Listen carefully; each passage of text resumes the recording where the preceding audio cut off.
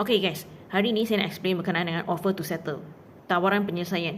Yang ni adalah offer to settle menurut aturan 22B Kaedah-Kaedah Mahkamah 2012.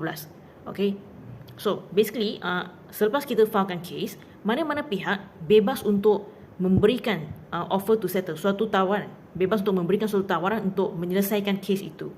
Okay, and then apa efek offer to settle yang menurut aturan 22B ni? Okay, yang ni adalah berdasarkan kaedah-kaedah mahkamah tau. Dia berbeza sikit dengan offer to settle yang biasa punya. Sebab yang biasanya dia out of court. Okay, so dia takkan dimaklumkan kepada pihak mahkamah. Tapi offer to settle ni dia akan dimaklumkan kepada pihak mahkamah pada penghujung kes apabila hakim telah selesai berikan keputusan. Okay, so dia akan mempengaruhi kos. Okay, so basically I bagi example Contoh, saya saman pemaju. Okay, saya saman pemaju untuk ganti rugi lewat sebanyak 100,000. I nak claim 100,000. Okay, and then so I dah filekan saman lah. And then pemaju dia understand offer to settle menurut aturan 22B ni. Okay, so dia offer 50,000 saja. Okay, and then I tak nak accept offer tu. Okay, fine. Then kita proceed sampai case habis. And in the end, hakim dia putuskan yang saya layak untuk 30,000 saja. Okay, so apa efek dia? So masa ni hakim dia akan bagi award cost kepada pihak yang menang. So walaupun saya menang 30,000, tapi hakim mungkin akan bagi cost kepada pihak defendant.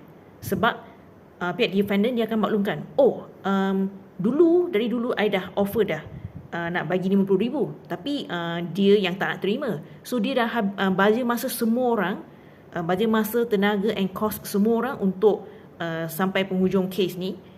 And itulah, so hakim dia akan pertimbangkan faktor ini. So basically hakim dia akan berikan kos yang lebih tinggi kepada pihak defendant lah.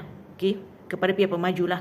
Walaupun yang menang, yang dapat 30,000, yang menang 30,000 tu adalah saya lah pembeli. Okay, yang tu contoh lah. Okay, let's put in another way. Okay, I bagi another example. So contohlah tadi dia kan pemaju offer I 50,000, tapi I tak nak accept. Okay, lepas tu I ada counter offer lah. I ada offer jugalah, I punya offer. Okay, so I offer 70,000. Okay, I offer 70,000 untuk kalau dia sanggup bayar 70,000, then I boleh tarik balik case tu. Case selesai lah kiranya. Okay, so let's say pemaju dia tak nak accept my offer. Okay, dia rasa dia max I should get 50,000 saja. Okay, fine. So I dah offer 70,000, dia pun tak nak accept. Never mind, then kita akan proceed sampai case habis. So let's say hakim dia bagi keputusan. Okay, keputusan dia ialah saya entitled untuk